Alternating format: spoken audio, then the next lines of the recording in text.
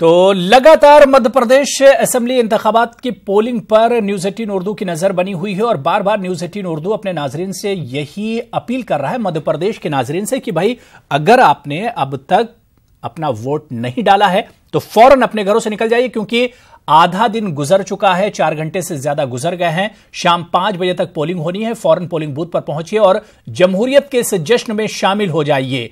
अपने पसंद का लीडर चुनिए जो आपकी तरक्की का जामिन हो, आपके इलाके का ख्याल रख सके, आपका ख्याल रख सके। अच्छे उम्मीदवार को चुनिए। आपको बताते चलें कि मध्य प्रदेश की 230 सीटों पर आज पोलिंग हो रही है। एक ही मरहले में आज पोलिंग होनी है।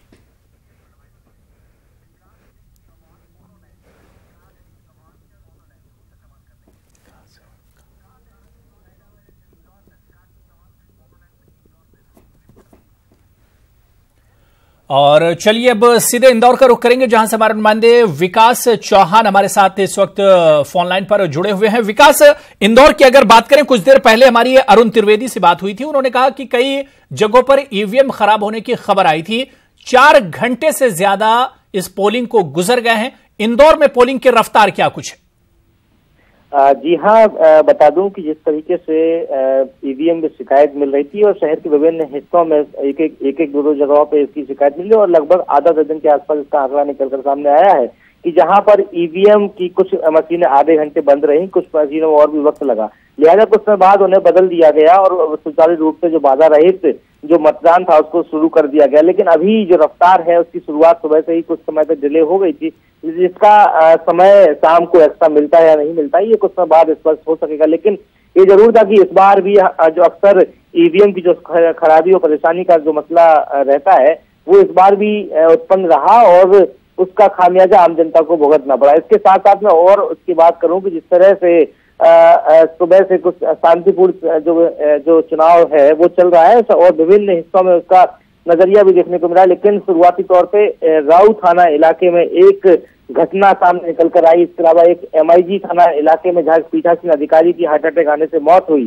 तो ये जिसका नाम कैलाश पटेल है, जिसके मुआवजे की बात भी की गई, 10 लाख रुपए जिला प्रशासन ने उसको देने का ऐलान कर दिया है।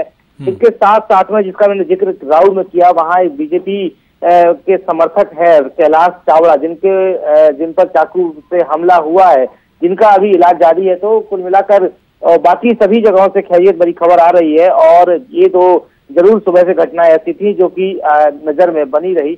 लेकिन ईवीएम का जो विषय था वो वाकई में बना रहा। लगभग 2 घंटे, कुछ जगहों पर अधिकतम 2 घंटे लगे थे जहां पे मशीनें बदल दी गई और अभी बाधा रहित मतदान जारी है। बिल्कुल। अगर विकास इंदौर की हम बात करते हैं, बहुत इंपॉर्टेंट सिटी माना जाता है मध्य प्रदेश का इंदौर।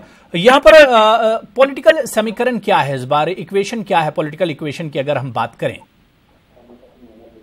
जी हाँ, जिस तरह से पूरा मालवा निवाड़ से इंदौर की नहीं, पूरा मालवा रीजन की बात करें, मालवा रीजन और निवाड़ जो उसके साथ में है, तो ये बहुत अहम भूमिका निभाता है सरकार बनाने में या बिगाड़ने में। सरकार की चाबी उसी को मिलती है जिसके पास सीटें इस इलाके से सबसे ज्यादा होती है। तो यही कारण रहा कि इस बार सभी दोनों ही जो प्रमुख राजनीतिक दल है उनके स्टार प्रचारकों ने यहाँ पर अपनी ताकत झोंकी, चाहे पार्टी अध्यक्ष हो या उससे भी बड़े दिग्गज हो, सभी ने आकर यहाँ रोड शो किया और सभी के हर समय प्रयास यही है कि किसी भी तरीके से मालवा निवाड़ से सत्ता की चाबी उन्हें मिल जाए और सत्ता में वो काबिज हो जाए। हालांकि ये दिग्गजों का स्टार प्रचारकों का यहाँ पहुंचना और रोड शो करना, कड़ी मशक्कत करना, बैठकों का दौर जारी रखना कितना सफल हो पाता है ये 11 तारीख के बाद स्पष्ट हो सकेगा। लेकिन ये जरूर है कि दोनों ही जो पार्टियां हैं, जो दो प्रमुख राजनीतिक दल, इसके अलावा और भी जो तमाम निर्दलीय है और अन्य दल हैं, वो भी अपनी भूमिका खासा निभा रहे हैं। लेकिन प्रमुख दलों के जो तमाम जो नेता हैं, कई दिग्गजों की इज्जत दांव पर लगी हुई है।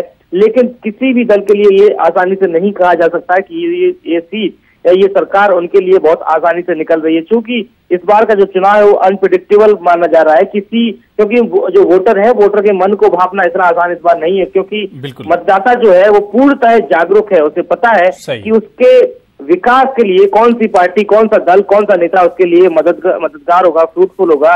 उन्हीं को चिन्हित कर लिया गया है, पहले से उनका माइंड सेट है और आज बस उन्हीं का उस मत जो मानस बना हुआ है, उस मानस को सिर्फ फलीभूत देने के लिए, फलस्वरूप देने के लिए वो पहुंच रहे हैं। बिल्कुल जाहिर सी बात है कि वोटर्स जो हैं उनमें एक बेदारी इस बार देखी जा रही है और वो ऐसे ही उम्मीदवार को चुनकर लाएंगे जो उनके लिए डेवलपमेंट और तरक्की कर सकें। सिर्फ वादे न करें, वादे करके 5 साल के लिए चले जाते हैं और आते नहीं है। लोग चाहते हैं कि काम करने वाले उम्मीदवार आए। बहुत बहुत शुक्रिया विकास, आपसे फिर जुड़ेंगे और भी हम बातचीत करेंगे आज की।